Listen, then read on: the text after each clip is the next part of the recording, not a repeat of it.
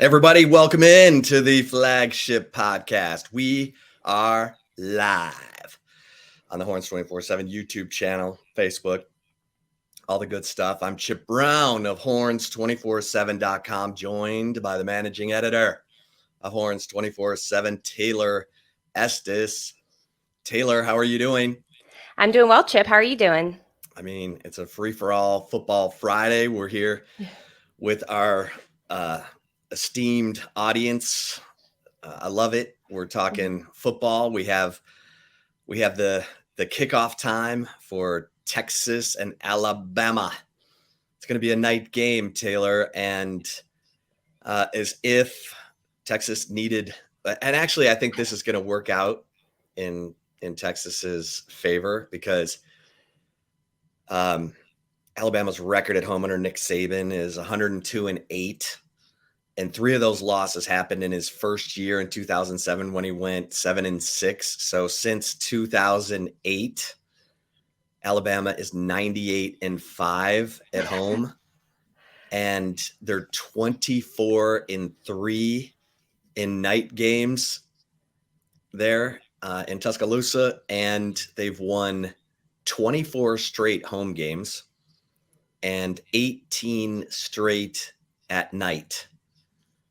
So it looks like this monumental, daunting task to go into the snake pit in Tuscaloosa and take on Darth Vader, Nick Saban. But Taylor, if you're going to take on Alabama, it's probably a good time to in Tuscaloosa. It's probably good when they've just lost 10 players to the NFL draft. They don't know who their quarterback is. And Nick Saban changed out both his offensive and defensive coordinators, and he didn't promote from his ex-fired coaches association on his staff. He had to go outside. He hired Tommy Rees from Notre Dame and Kevin Steele from the Miami Hurricanes. So I don't know. You're saying there's a chance? I mean, there's always a chance, right? And I will say I would be more confident in Texas' chances against Alabama going into this season compared to last season, and they proved us wrong, right? Like I'm pretty sure all of our staff had predicted at least a 2-touchdown loss to Alabama comes out being only, a 1-point game. And so, the odds are against Texas, but I think this is a better Texas team and probably a worse Alabama team, at least at this point.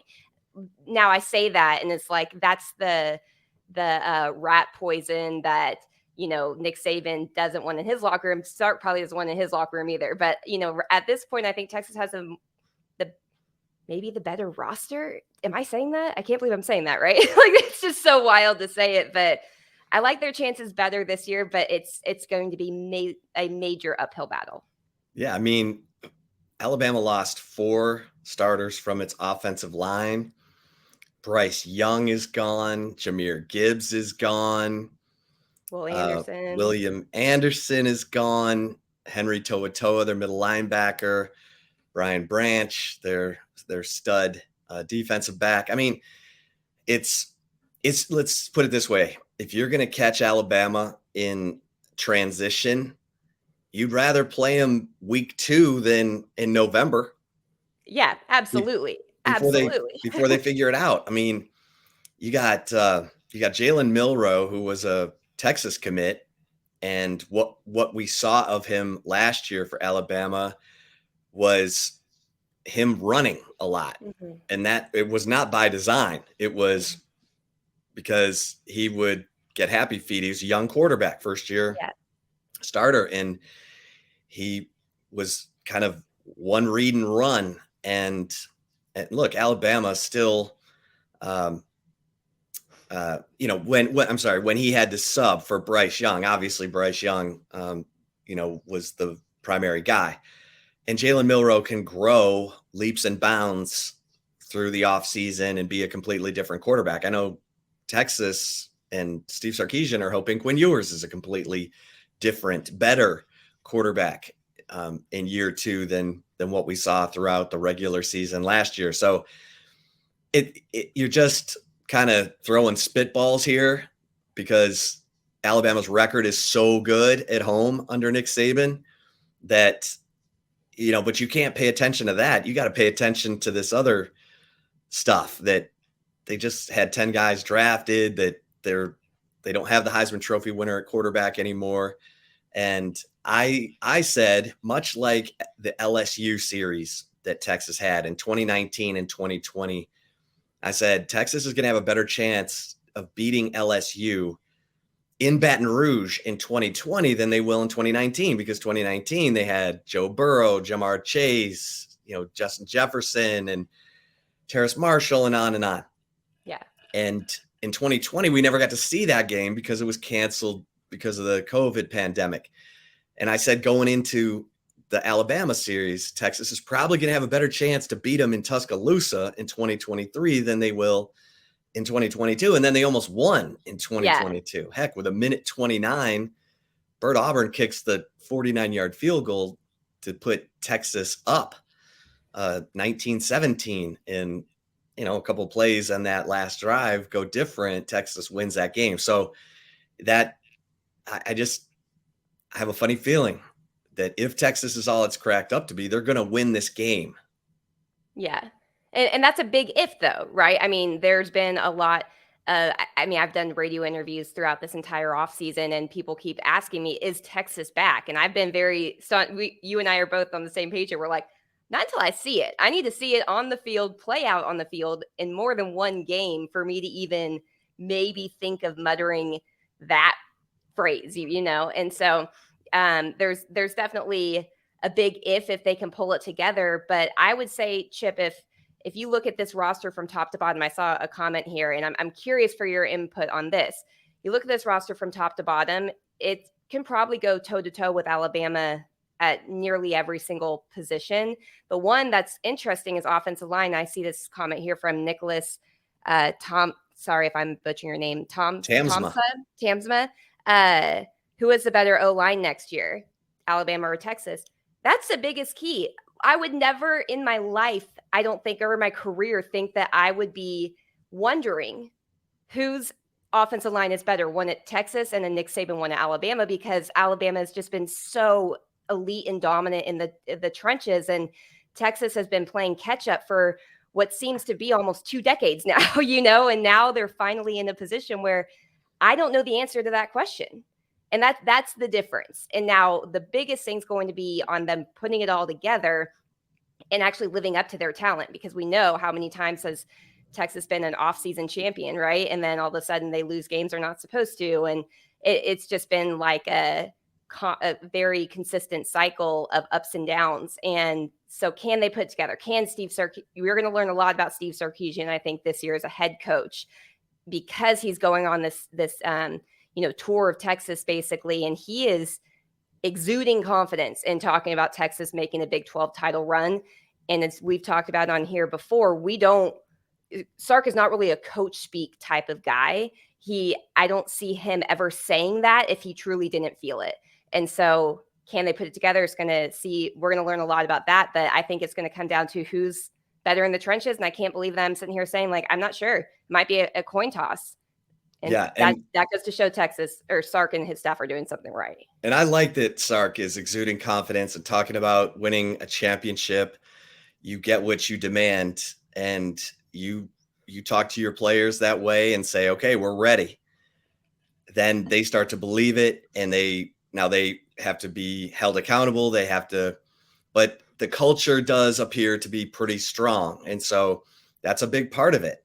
Yeah. I think in the past, Texas fans have tried to look past things, like look past that maybe they didn't have a good enough offensive line, or look past the fact that the culture may not be quite what it needs to be, or look past some of the holes in the lineup to say, this is the year. Yeah. And so I like that he's talking about winning a championship, because his quarterback room does appear to be elite. His offensive line has an elite left tackle and a group of young players who gained confidence last year, 10 starters back on offense. I'll keep going back to this, which is Steve Sarkisian. how is he going to call the game in the second half in a tight game on the road? Because, Texas is only they won at K-State to snap that horrible road record that they had, and a bunch of those road losses involved losing double-digit leads. I mean, no in the one second was half, yeah. in the second half, and no one was losing games like Texas was losing games for the Right. first couple of years on the road, or giving away these leads. No one. You couldn't find another program in the country that Texas had lost 5 double-digit leads in 1.5 seasons. No other program in that time span was suffering that. So that's on Steve Sarkisian to get that fixed and build that confidence and have a better game plan, make better adjustments, whatever was missing. I think the first year you can explain it away as well. He didn't have all his guys. There were some bad apples in there. They didn't know how to win. They didn't believe they were going to win. Okay, fine. But then last year at Texas Tech, at Oklahoma State, they're up 17 in each of those games. They lose, and then they have the lead against K-State. K-State's coming back, and then thank God for Keandre Coburn slapping that, forcing that fumble by Adrian Martinez late that Jalen Ford jumped on, and that preserved that win. And the Baylor game, Baylor was coming back, and they ran it. They ran the ball the way they should have against Oklahoma State. But anyway, to me, that's the biggest question is Steve Sarkisian. Okay, what is your personality in the second half of road games? What's going to happen at Alabama when you get up at 10 points, 2 touchdowns in Tuscaloosa, and then you have to go in at halftime and convince your team that there's still another half to play? That's what I want to see. That's what I want to see from this team. I want to see them close out games. I want to see them, like TCU was the exact opposite last year. Right. TCU was always behind, and then found a way to come back. They were down 24-7 to Oklahoma State, came back, won. They were down 18 to K-State, came back, won. That's what you want. You want to, you don't want to fall behind like that, but you want to be a closer. Coffee's for closers, Taylor. Right. Yeah, exactly. That's what you want to see. And that's more than just that K-State game. I want to see it on the regular. Right. Yeah. There's 4 quarters for a reason, right? It's not a 1/2 game and then you go in the locker room and it's over. It's like, and that's been the biggest issue, I think, with Sark too, because he took a lot of accountability, I think, after those losses, saying like, we couldn't extend drives on offense. Our defense was on the field for far too long. And I always go back to what my father-in-law always says is the best defense is one that is not on the field, because they can't mess up. They can't give up the points. And that was, the tale of 2 halves for Texas has been, or last year, I think, really good play on both sides of the ball in the first half. And then the second half, the offense can't stay on the field. The defense answered in a huge way, which did not happen in Sark's first year in 2021, because it was the tale of 2 halves. And if you go back and look at just the time of possession in between like the first half and second half, it's horrendous. I've never seen anything like it. It's so lopsided. And so defense was atrocious. On him. Yeah, and it falls on Sark to call plays to keep his offense on the field and maybe give the defense a little bit of a breather instead of just a 3 and out, because he, throws it deep on first down and wants to make that big play. Yeah, it's just he's got to look at himself too, as much as he grades everybody else, and he does a really good job of assessing every aspect of the program. He does it with his coaches. He says starts it with himself. He's got to take a really hard look at himself and what he was doing as the play caller last year that led to some of those second half losses happening. Yeah. One of the best things I heard last year was from Sonny Dykes talking about Garrett Riley, his offensive coordinator, who's now at Clemson. Mm-hmm. So remember that, folks, when you're talking about TCU and how good TCU is going to be after making it to the national championship game, don't forget that they didn't just lose Max Duggan, Quentin Johnston, D. Winters, and all these other guys. They lost Garrett Riley, who left TCU for Clemson.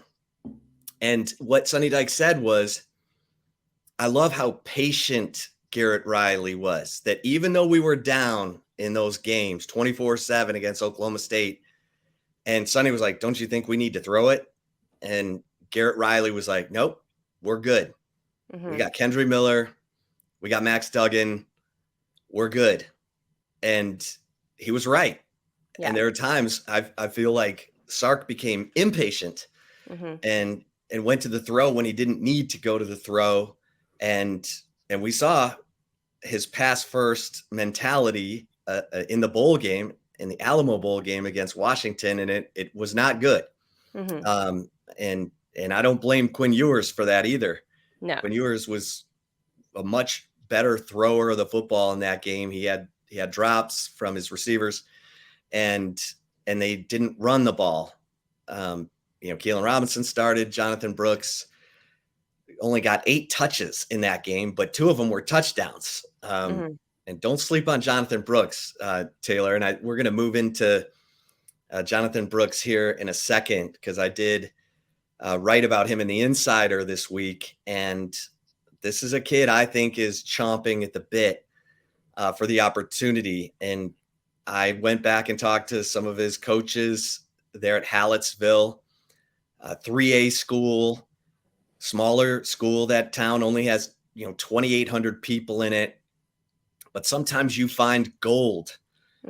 And I think Jonathan Brooks, from what he's shown in his 11 games played in 2 seasons at Texas while waiting his turn behind Bijan Robinson and Roschon Johnson, he's only averaged 6.7 a carry every time. And I thought Steve Sarkisian, and this is why I think Steve Sarkisian is trying to tell us that Jonathan Brooks is his 1,000-yard back this year.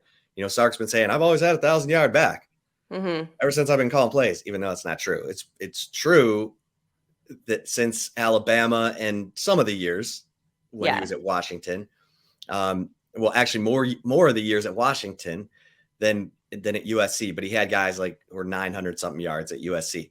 So Jonathan Brooks, Sark said it. Every time he goes into a game, he's performed. Everything we've asked him to do, he's done. He catches the football. He runs the football. He scored on that screen pass against Washington in the Alamo Bowl. A catch and run 34-yard touchdown. It was beautiful. It cut a 13-3 deficit to 13-10 in the third quarter. You thought, okay, here we go. But it didn't work out that way. I still think, and that was with Jonathan Brooks needing hernia surgery right after the game. You broke that story. And so, Jonathan Brooks, this guy, he's a force. Like, in talking to his high school coaches, he would come off the field and say, okay, I'm seeing this. They're moving guys here and there. Let's fake it to me and throw it over there. He was not afraid. And then when there were times where he's like, hey, give me the ball. I can do this. I can just take over the game. This is a guy who ran for 305 yards in the state championship game and scored 9 touchdowns in one game and could have scored 10, but broke free and slid to keep the clock running. I mean, this guy's a prolific producer, Taylor, and he's mature. He's smart. He's a good team guy. I'm excited to see what this guy's about. I am too. And the thing to consider with Jonathan Brooks as well, like I know that the Alamo Bowl performance, everyone was wondering what Sark was doing. He had that hernia issue all season long, but he refused to get surgery in case he needed to be called upon. And that's the type of guy that he is. I mean, you go back to that Kansas game. I know some people will be like, okay, you're going to talk about a Kansas performance. Remember, Kansas was bowl eligible. Kansas is a dangerous team in 2023, by the way. I think so too. But like he just ran wild, against it was Kansas. Yeah, Kansas, right? Kansas, he had over 100 yards, 70-yard touchdown run. Yeah, I mean, and that was him as the 3rd or 4th back, So I'm very intrigued by Jonathan Brooks. I think that he, him not being in the spring probably hasn't helped maybe calm some Texas fans' concerns or fears that the running game is not going to be existent anymore or something, because, you lose guys like Roschon Johnson and Bijan Robinson. Those are prolific talents and running backs. And so it's always going to be hard to replace those type of guys. And fans didn't see Jonathan Brooks. But don't forget about Jonathan Brooks. You and I have been saying that all along. I think everyone expected CJ Baxter to kind of come in as a 5-star and really just take over. And that could still happen. However, I think it's doing a big disservice to Jonathan Brooks to declare those type of statements at this point until we can see him. And what you're right, what we have seen has been consistent playmaking ability going back to high school. I know we went to a small school, but if you go to a small school, you want to see those numbers. You want to see 300 yards rushing in a game. You want to see tons of touchdowns. You don't want to see, 50 yards on 20 carries. Like that's a concern when you're talking about, small school, high school versus, even bigger high school football, like 6A in Texas or something. So, he's been putting up monster numbers for a while, as you mentioned, going to the state championship too. I'm very intrigued. I think he is going to be probably one of the surprise players of the season, assuming he is back to full health from that hernia surgery that he had 2 days after the Alamo Bowl. Yeah, and his everyone around him and team sources have told me he's fully healthy. He's good to go. He's chomping at the bit. In fact, go check out the insider at horns247.com from this week, because this kid's been through a lot. His dad died his freshman year at Texas. That was a very difficult situation. It was not anticipated. I mean, his dad had a kidney transplant, but then 7 years into that transplant, the kidney started to fail again, and he was on dialysis. And then all of a sudden, a blood clot leads to a heart attack that kills his father. And it was, very sudden, unexpected. It's just him and his older brother, Jordan, and their mother, Jennifer. And they are as tight knit as you can possibly be. And Jonathan Brooks he's an old soul. So I'm fascinated. I had one team source compare his vision to Jamal Charles. And that to me is the highest compliment you can give, because Jamal Charles is the NFL's all-time leader in yards per carry. He broke Jim Brown's record. Like, to me, Jamal Charles is one of the greatest players ever at the University of Texas. So anytime you're getting compared by a source I trust to Jamal Charles, I'm listening. So let's see it, obviously, but every indication is Jonathan Brooks is chomping at the bit for this opportunity and is ready. So yeah, I remember when his dad, we were out at practice and we were like, where's Jonathan Brooks? And like Texas didn't tell us what had happened. Then we started going and we didn't even report it because it was so sudden. It's like, oh my gosh, like that's horrific. Like we didn't really talk much about it for that reason, because it was such a surprise. And I want to see guys like that, like when you go through adversity, especially like that, like I'm always going to root for those type of guys and hope that, they can just prove everyone wrong. And, he's definitely one to watch for sure, I think. And Stan Drayton, who recruited Bijan Robinson, is the one Texas was the first to offer Jonathan Brooks. And then everybody else came in, Oklahoma, Texas A&M, LSU. And because of Texas being the first one to offer and Jonathan Brooks' relationship with Stan Drayton, he said, I'm going with Texas. They believed in me first. And then Stan Drayton leaves after Jonathan's freshman year, and they bring in Tashard Choice, who also lost his father at a young age and has formed a very deep connection with Jonathan Brooks. I mean, Jonathan's mother, Jennifer, telling me that Tashard Choice texted her on Mother's Day to wish her a happy Mother's Day, knowing that it's been tough without her husband the last year and a half. So really, really touching situation. And like you said, Taylor, a guy you can root for, because look, he's played in 11 games at Texas. Now it's been garbage time. I get it, but 6.7 a carry. Those numbers are real. Now let's see how it translates when he's carrying it 20, 25 times. And the things that Steve Sarkisian has said himself out of his own mouth when asked about Jonathan Brooks is, how do I think the numbers he's put up so far are going to translate? He said, I think they're going to translate well. And he said, we're preparing him to, if he has to take on an increased load, to be able to handle it. So knowing how Sarkisian operates, and he likes to go with guys who've done it for him. He likes guys who are second year, third year in his offense. It just kind of screams Jonathan Brooks, unless Jaden Blue, CJ Baxter just explode, in their opportunities and just kind of blow everyone away. But yeah, I mean, it's a talented room regardless. Right. Texas, there's talent there. Has it been proven? No. The most proven is Jonathan Brooks. And as you said, a lot of it was garbage time. But still, I mean, yeah, it's a talented room. And I think Tashard Choice was a fantastic hire from Steve Sarkisian. I mean, Stan Drayton, was one of the best running backs coaches I've seen in covering Texas. I'll say that. Next level. There's a reason why he is a head coach right now and went from a position coach to a head coaching job, not like had to do the position coach to coordinator to all of that. Like, he's the real deal. And for Tashard Choice to come to Texas and, continue what Stan has had, started there, it's big. And I believe in him and his ability to coach guys to be complete backs, because, we had talked to Sark about it prior to last season about what, bringing in Tashard Choice. How do you coach a guy like Bijan Robinson when he's so elite at pretty much everything? And Tashard focus, he's like, if you want to play in the NFL for a long time, you got to learn how to block better. And Bijan's blocking was just night and day better, I think. I mean, and he's not, the bigger guy. Roschon Johnson probably is the more blocking running back. But Bijan, I think he improved his game there. And that was Tashard Choice. So I trust in him to develop these guys, Chip.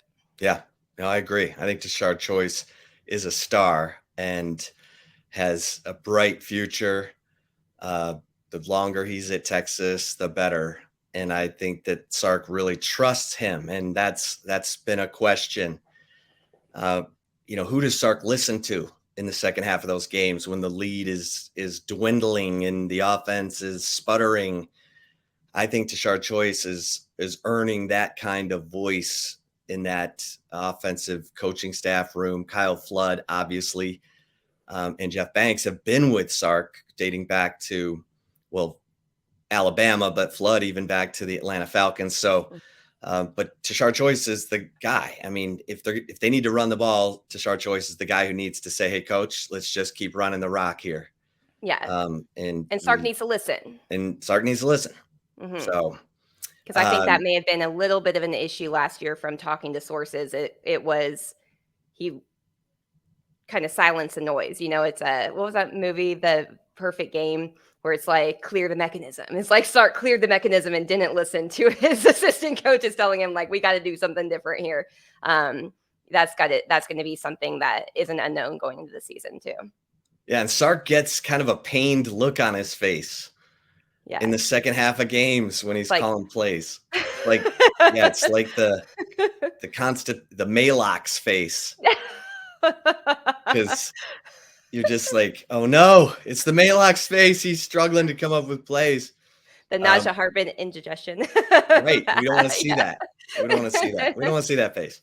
Oh, and Taylor, I forgot to mention, of the 5 games Alabama has lost at home since 2008, 4 of them either had a Heisman Trophy winner or went on to win the national championship, and 2 of them had both. Yeah.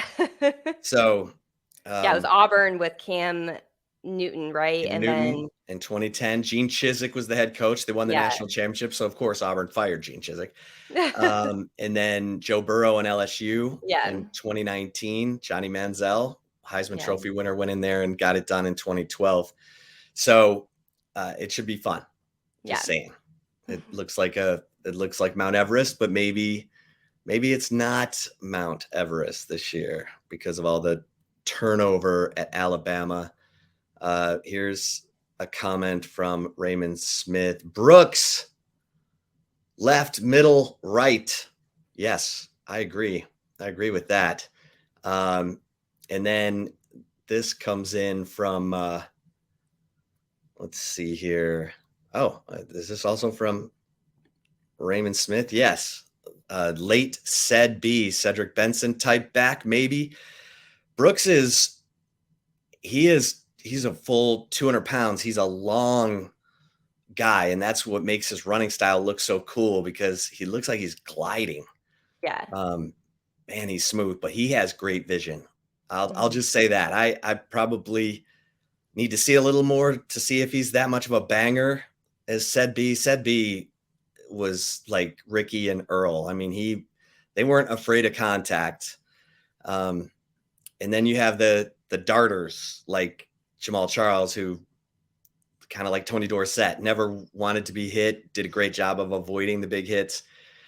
So I need to see a little more Yeah. before I decide if Jonathan Brooks is like said B. Yeah. And then this comes in thinking that I think this is from, it was about TCU. Oh, yeah, Oh, David Williams saying TCU will have a significant fall off in 2023, and it's not from losing their offensive coordinator. Their team lost 8 players to the NFL draft. All those players were significant to TCU's success. I agree. yeah. I mean, D. Winters, Hodges Tomlinson at corner, LaDainian's nephew. Max Duggan, obviously, Kendra Miller, Quentin Johnson. Sorry, I'm having some acid reflux, kind of giving you that Malox face all of a sudden. That's terrible. But I mean, Quentin Johnston, I'm in a rookie dynasty draft. Bijan went number 1, of course. I had the number 2 pick. I took Quentin Johnston. I think he's going to end up being the next Julio Jones. So, yeah, absolutely, TCU's going to have some, serious issues trying to replace all that talent. But I'm just telling you, Garrett Riley knew how to position that talent, call the right plays, stay patient with the running game.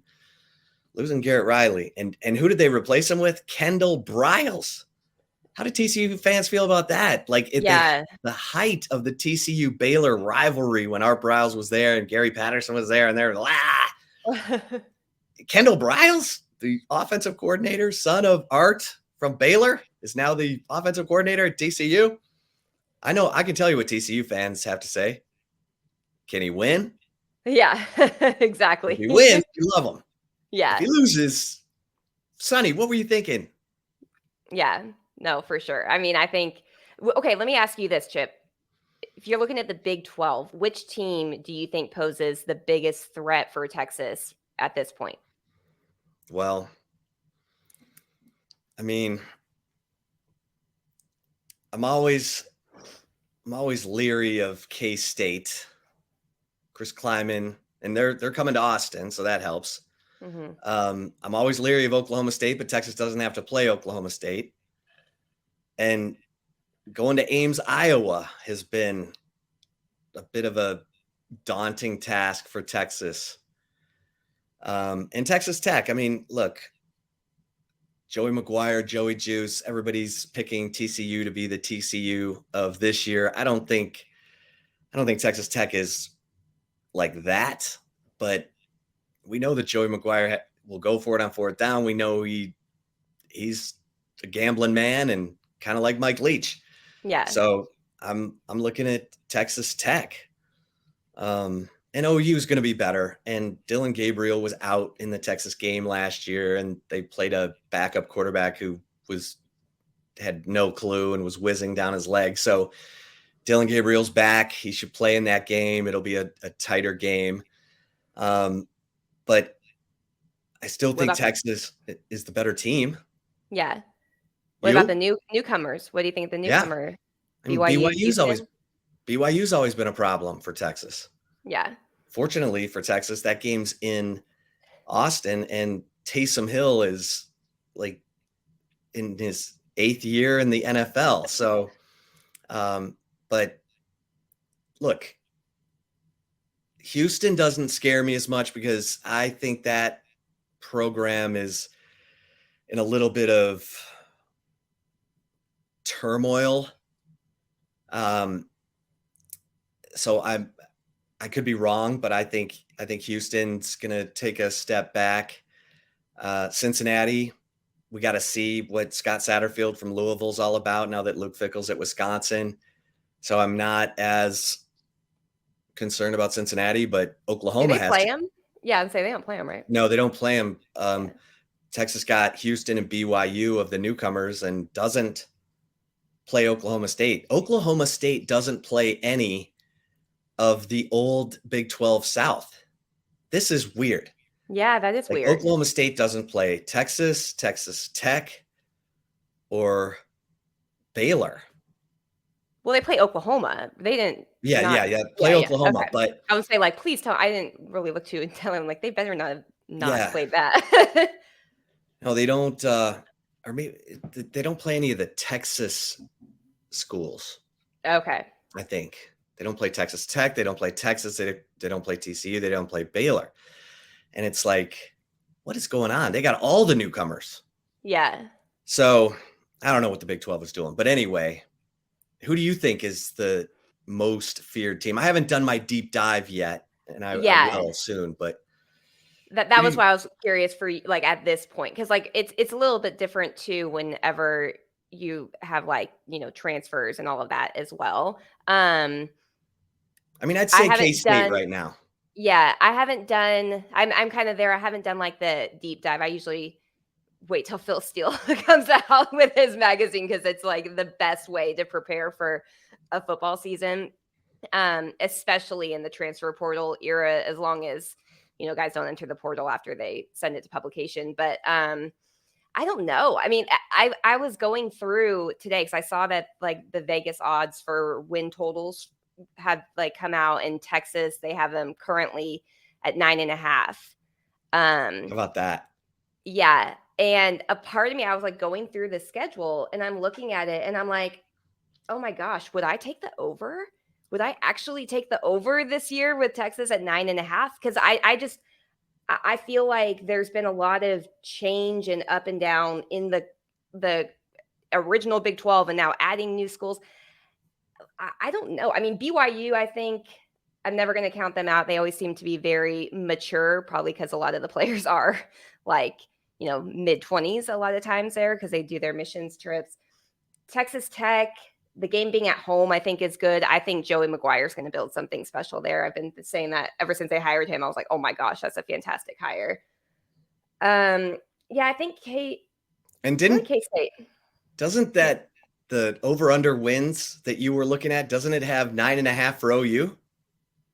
That's a good question. I'm not sure. I just looked at Texas, but I thought I saw that and I was like, wow, okay. Yeah.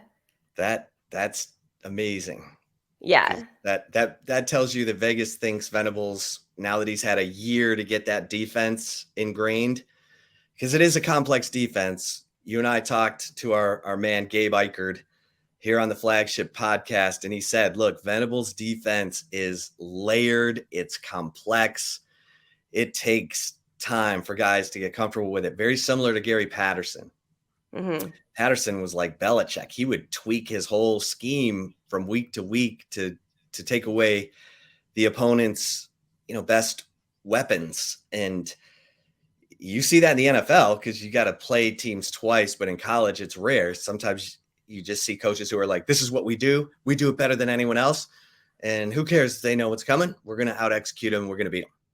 Yeah. Well, Venables is like Gary. He wants to tweak it. He's going to make it, difficult. And they have a bunch of players back on defense. So I guess Vegas thinks that OU is going to make that jump. Yeah. Yeah. And you're right. It is. Yeah. It is 9.5. And then there's no one else. Like Houston, they had like 5.5, I think. Where'd they have K-State? Let me pull it up. Because K-State, their culture's in. Chris Kleiman has built that culture. They lost dudes now. They lost, they still have Will Howard. They lost Deuce Vaughn. They lost, Felix Anyaduke Uzama. Julius Brents was one of the best corners in the country at K-State. He's like a 6'2" corner. He's going to be a good player in the NFL. They lost dudes, but they have like their whole offensive line back, I think. And that's enough for people to be like, okay, Chris Kleiman's going to be able to pound people. Yeah, for sure. I can't find theirs. I'm sorry, I'm still scrolling here. Well, we'll get to that. We'll get to that. We'll but yeah, like that's a BYU whole 5.5. episode. Yeah, BYU 5.5 is the number. Houston was 5.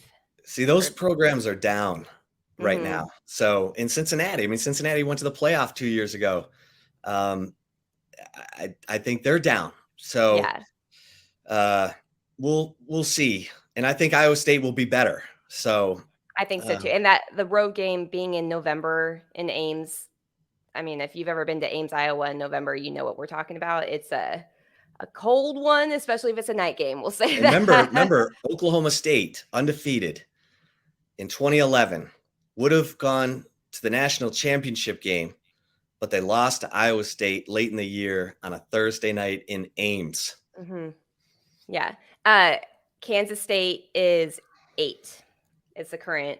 Okay. So, and do you have TCU right there handy? TCU. Let's see. No, but I'll find it. We'll do a whole episode on that. But that tells me it's 7.5. 7.5. I did. Okay. See, K-State is the team that Vegas thinks poses the biggest threat to Texas and Oklahoma. Oklahoma, who was, what were they, 6-7 last year? I think so. That was Oklahoma fans getting a little taste of what Texas fans have been living through for the last decade. So it's like, huh? Yeah. We suck again? We suck? What happened? We hate Lincoln Riley, but damn, he was good. Yeah. Man, I hate him. I'm never going to utter his name, but damn, he was good. I remember like some of the Oklahoma beat writers in the press box of the Cotton Bowl this year. Remember, we were going down the elevator, or we were waiting for the elevator of the Cotton Bowl, and there was a couple of OU beat writers there, and they're like, now we know what you guys have felt like for the last number of years. I'm like, oh yeah, your message boards are doing really well. Yeah, no. Texas, it's going to keep adding fuel to that fire too. Just be ready for a 2 a.m. work day. Oh yeah. Yeah, now you know what our message boards have been like for the last decade. Yeah. Oh yeah. I didn't envy them at all. I'll say that. No. And Texas fans who were at that game last year, the 49-0 Red River Shootout, man, you better bottle that thing up, frame it, put it on a wall so you can look at it every day, because that was the worst beating OU ever had in the Red River Shootout, and you were there. Yeah, exactly. So good on ya. Yeah. Hey, and it was a bowl eligible team too. So it wasn't like a 2-win Oklahoma team or something that, like a devastating one. Yeah. So they got smoked by Florida State in the bowl game. Yeah. Okay. Well, some of this we can actually save. Yeah. So real quick, basketball. Tyrese Hunter has announced that he's coming back. And look, while this was expected, this is huge. Don't confuse the two. With Tyrese Hunter coming back, this is a kid who's taken Iowa State to the Sweet 16, was part of Texas's Elite 8 run last year and came up big. Don't forget that this is a kid who, even though he had some struggles in the regular season, was the one who guarded DeJuan Harris of Kansas in the Big 12 tournament final and held him to nothing until garbage time, until Texas was up 18 with 2 minutes left, because DeJuan Harris, when he had scored 6 points, Taylor, last year as the point guard at Kansas, they were 21-0. Rodney Terry knew that and had Tyrese Hunter face guard him the whole time. And even though Harris ended up with 6 points and Texas handed them their first loss in that equation, he scored those 2 buckets when they were down 18. So Tyrese Hunter coming back is huge. Now you've got your starting lineup. You've got Tyrese Hunter, you got Max Asmus, and make sure you're paying attention to the Flagship Podcast interview coming out next week. And then you're getting the WAC freshman of the year and Kendall Weaver from UT Arlington, the 6'3" kid with the 6'7" wingspan who can guard anybody and score. Heck, as a freshman, he almost averaged 10 points. And so then you have your front court already with Dylan Dizu and Caden Shedrick, the 6'11" transfer from Virginia. So Ronnie Terry, I know there was panic in the streets when Arterio Morris bolted and Ron Holland and AJ Johnson were like, oh, we're going to go do something else. And then, Dylan Mitchell has told Mike Finger of the San Antonio Express News, he's leaning towards staying in the draft because he's had such an amazing NBA draft combine. He made 16 of 25 threes at the NBA draft combine. He did not attempt a three for Texas all year. And I get it. Sometimes you're penciled into a role. Texas doesn't have a ton of size down low. They needed Dylan Dizu and Dylan Mitchell down low. And so Dylan wasn't out on the perimeter much, kind of like Dylan Dizu. Then Dylan Dizu, they needed his offense when Timmy Allen got hurt in the Big 12 tournament. Dylan Dizu showed you, oh, he can hit threes. He can do it all. Yeah. So I get it. Dylan Mitchell may decide, you know what, I'm going to get developed for the game I need in the NBA. Right. Which is understandable. So now Ronnie Terry just needs to add depth because he's got his starting lineup. Now he's got to add depth because remember, Sir'Jabari Rice was the 6th man of the year last year. So you got to have that 6th, 7th, 8th guy. And Brock Cunningham's one of those for sure. And we'll see what Alex Anamekwa is all about. He basically redshirted this year. So, but that's huge news. And Taylor, go ahead. I would say, no offense to Brock Cunningham, but Sir'Jabari Rice was the unsung hero for the team last year. I feel like it's almost unfair to put Brock Cunningham even in that same type of category. Not a knock on on Brock Cunningham, just because of how clutch Sir'Jabari Rice was for Texas. He's an all-timer. Yeah, he is. He's like one of my 3 favorite players ever at Texas. With TJ the best Ford. name too, Sir. Oh yeah. I remember one time you called him Jabari Rice on here. I was like, put some respect on his name. It's Sir Jabari Rice, sir. Okay? Sorry, sir. Sorry, didn't mean that. All right, so Ronnie Terry doing work, and then Texas baseball, Taylor. So right now we're recording like a few hours from game 2 of the Texas West Virginia series. And last night, go set the scene, going into the weekend, Texas had to sweep West Virginia and needed at least one win from Oklahoma against Oklahoma State to get into a tie for the Big 12. And Texas would have the tiebreakers, if you can believe that. There's head-to-head, and then one of the tiebreakers is who won the first game of the series. Well, Texas won the first game of the series against Oklahoma State, against West Virginia. Like, Texas has done well in the first game of the series, so they suddenly have this tiebreaker, and they would own it even if there was a 4-way tie, because that's how jammed up the standings were. Going into the series, Texas could have finished anywhere from number 1 to number 7. Now, after the first game of these weekend series, Texas can only be 1 through 4. So they would either be the number 1 seed or the number 4 seed in the Big 12 tournament, depending on how these remaining games turn out. And we've been talking all year, Taylor, about the pitching. Oh, what's going on with that pitching with Texas? They don't have a number 2 or number 3. They don't know what they're doing beyond Lucas Gordon. Well, here comes LeBaron Johnson, who's had probably the 2 best starts of the year. No offense to Lucas Gordon, but he did have 12 strikeouts against number 1 LSU. Yeah. And it looks like he's scoreless 7 innings or 6 innings, right? Yeah. Yeah. Like, when he's good, he's devastating.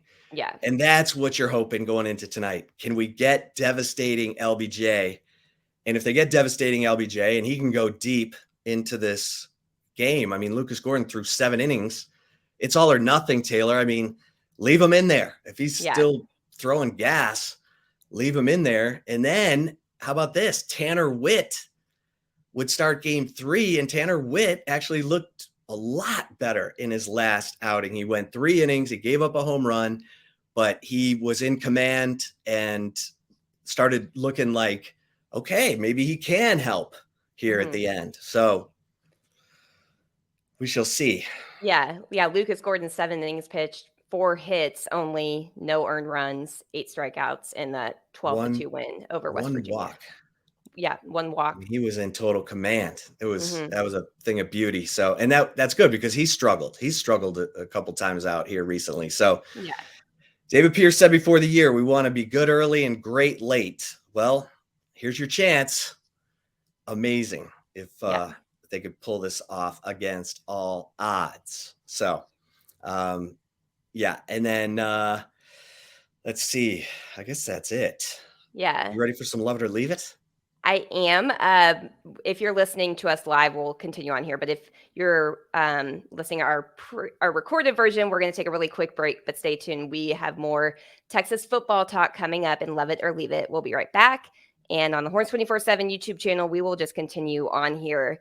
You want a football? Yeah. I mean, let's be honest. We spend 45 minutes of the show talking about football and then 5 minutes baseball and basketball. So yeah. Back to football. Starting with football here. My first love it or leave it chip is love it or leave it. Texas will become the 6th team to win at Alabama since 2008 when the Longhorns and Crimson Tide kick off at 6 p.m. Central on September 9th in Tuscaloosa. I'm going to stick to my guns. I said going into 2022, Texas' best chance to beat Alabama would be in Tuscaloosa in 2023. I know Nick Saban has replaced coordinator after coordinator. I mean, it's ridiculous, people, how many coordinators he's replaced, especially on the offensive side. Yeah. I mean, you forget about, you went from Jim McElwain to, Mike Steve Sarkisian for the bowl game, then Mike Loxley. I mean, it's great. Lane Kiffin, Sarkisian, Bill O'Brien last year. Now Bill O'Brien's gone and Tommy Rees is in. But all that turnover had never slowed Nick Saban down. And that's what's so amazing. I think it finally catches up to him this year. Not knowing who the quarterback is. Look, you need every advantage you can get in going into Tuscaloosa. You just said it. There's only 5 teams who've beaten Nick Saban since 2008, and 4 of them had either a Heisman Trophy winner or won the national championship, and 2 of those teams, Auburn in 2010, LSU in 2019, had both. But I'm gonna love this, Taylor. I'm losing my mind. I'm picking Texas to win at Alabama. I love it. How about you? Chip has like a beer bong of the burnt orange Kool-Aid right now that he is just taking. I need to spit some of it out. I'm starting to feel Malox moments coming on. I mean, this is the best, I would say, chance that they could have. That I would be willing to say it. I think.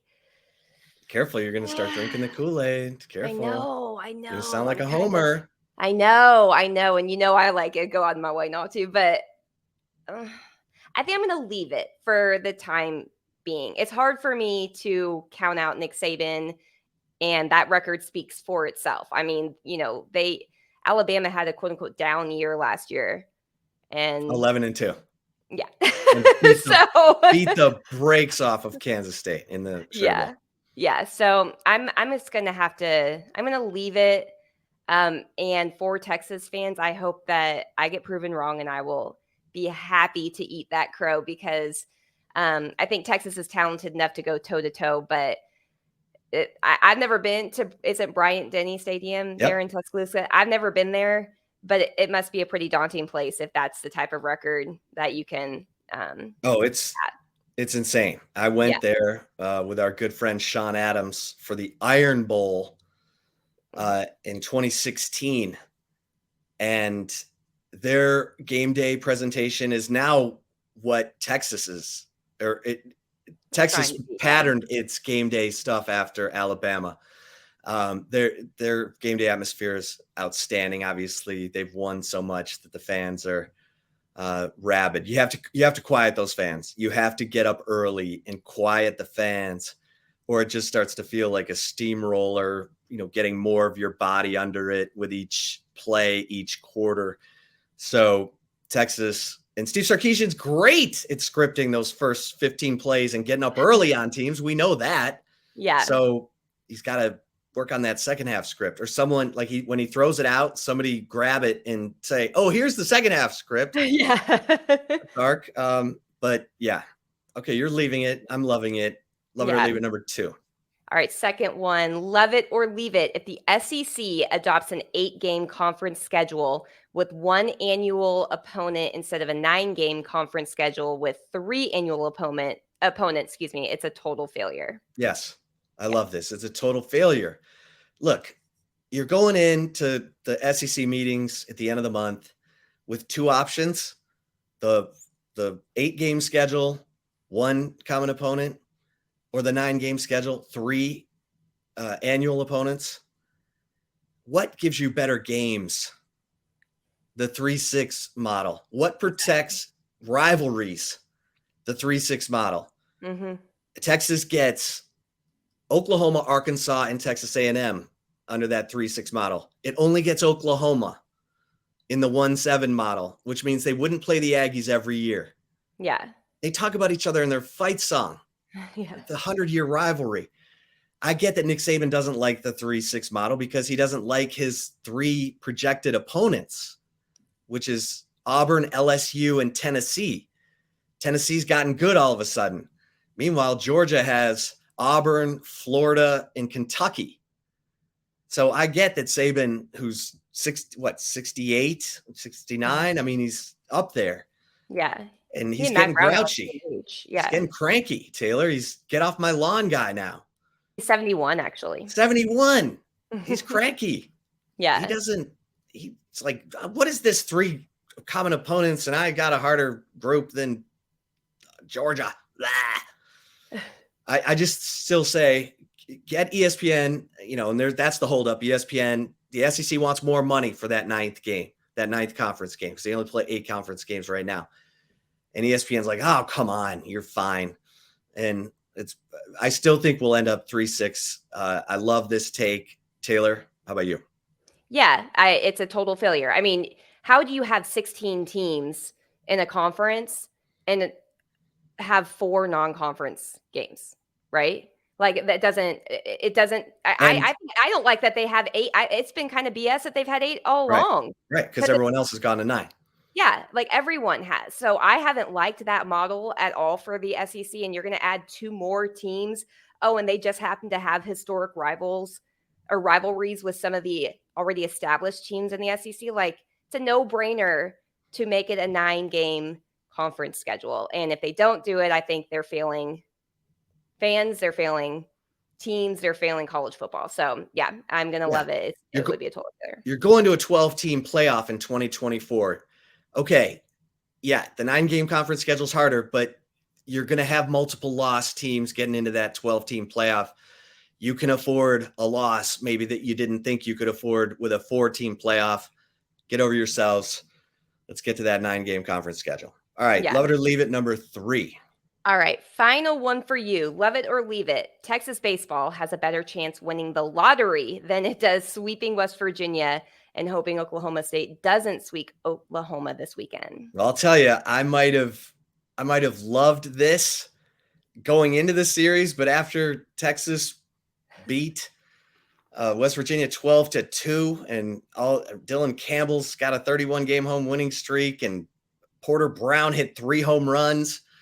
Porter Brown with those sexy model eyes that David Pierce says he's hypnotized by, looking at him in the dugout. And apparently Porter Brown was like an eye model. If you haven't seen this guy, oh yeah, you got to find video of him though, because the team photo doesn't work. Google Porter Brown, because from what I understand, the first thing first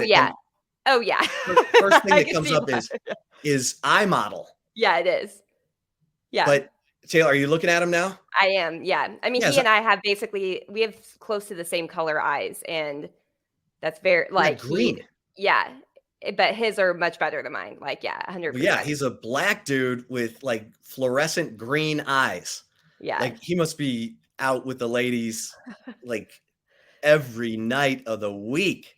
Sometimes I feel Sorry, like Quinn. Jesus blesses other people a little bit more than others, and it's like, yeah, he got blessed with that Yeah. for sure. And if you don't think he was the hottest man on campus last night after hitting 3 home runs and 8 RBIs in this must win over West Virginia, please. He's got Yeah. girls knocking on his car door, his apartment door, his bathroom door. All right.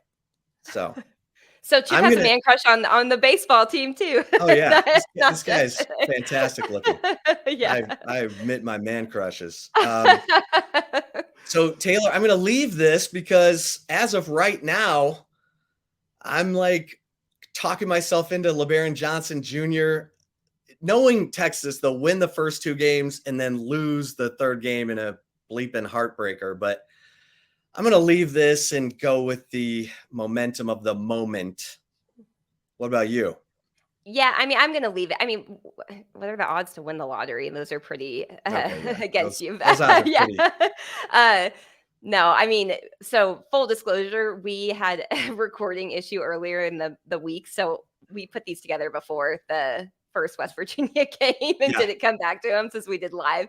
At least So you're being upfront I'm being about honest. that. I'm being upfront. So yeah, I agree. I think had it been before we saw the Thursday night game, I probably would have loved it. But yeah, I'm gonna leave it. I'm gonna say that maybe they're catching fire at the right time of the season. All right. Good stuff. Good stuff, folks. Don't miss an episode of the Flagship Podcast. We keep football season alive year round right here on the Horns 24/7 YouTube channel. Make sure you're subscribed to that. And of course, in between Flagship Podcasts, we're over at horns247.com. Make sure you're an annual member there because that gets you VIP access to all the team sites, Alabama's team site, K-State, TCU. Get you the VIP content, the stuff that only the members are supposed to be reading. But you can only get that as an annual member of Horns 24/7. So make sure you've got that taken care of. And until next time, for Taylor Estes, I am Chip Brown. Stay safe and keep the faith.